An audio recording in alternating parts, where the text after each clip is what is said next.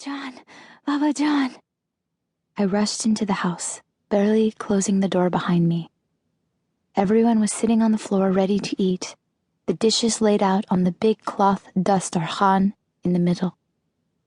Zulaikha had jumped at my shout as she poured my Baba's tea. "Be quiet! Look what you made me do!" She grabbed a small towel and mopped up the spill. "But I have to tell you," I said. "Quiet! Your father has a headache. And what took you so long getting back?" Baba rubbed the bridge of his nose. My older brother Najib, sitting next to him, looked like he would fall asleep any moment. They were always tired after welding most of the night. Zainab looked up from peeling an orange for Khalid and Habib and offered me a piece. I shook my head and set down the naan, keeping the torn piece on the bottom. "The Americans! They're here! In Andaral! They drove right past me on the river road. They have these big trucks with guns and—" "This is true?" Baba looked at me, instantly awake, his cup held halfway to his mouth. "Vale, Baba." Baba set his cup down and elbowed Najib. "What do you think, Najibullah?" My brother shrugged and looked like he was about to speak, but Baba continued. "It's worth a look, maybe." Zulaikha sat down between her boys and put her arm around Habib.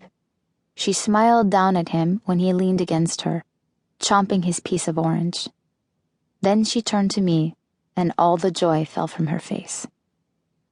"You stay away from those men, Zulaikha.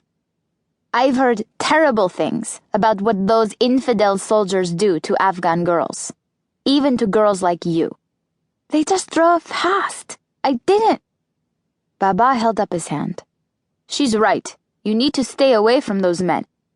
He tore off a piece of naan. "Haji Abdullah was telling the truth. The Americans don't waste any time. They're here exactly when they told the Haji they'd be here."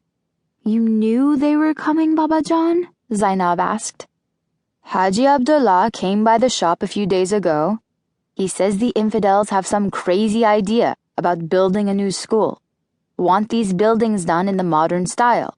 He says those rich Americans will pay hundreds of thousands of Afghani for good welders." "We already have a school," said Khalid. Baba shrugged. "They say it's not big enough, doesn't allow girls." "Girls?" I stared at Baba. Zainab spoke up. "But Baba John, girls don't even go to school. What good are all those books to a woman with a good husband?" Zulaikha smiled but shook her head and looked down. Baba waved us all silent. "Well, I agreed to hear them out. Let's just hope that everything the Haji says about American contracts is true. School for boys, school for girls, school for goats. Who cares as long as they pay?" Baba finished eating before he led Najib out of the house and the compound. A school for girls? There'd never been such a thing in Andaral. What would it be like to go to school? Zulaikha discovered the piece of naan that Anwar had torn. She held it up. "Here!" She peered at me over the gaping hole. "Zulaikha couldn't wait until she came home to start eating. You boys better get something while you still can." She struggled to stand up. "Make sure the boys eat. When you're done, Zulaikha, give them a bath. Then you have clothes to wash.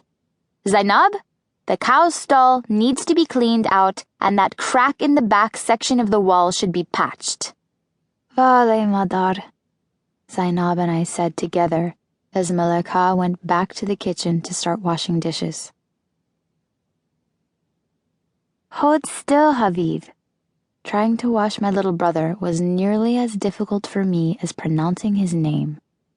Sometimes I thought Zulaikha gave him that name with all the tricky B sounds just to mock me.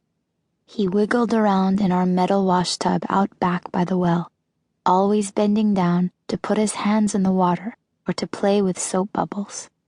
I twisted the rag to let the water pour onto the top of his head. How he made himself so dirty.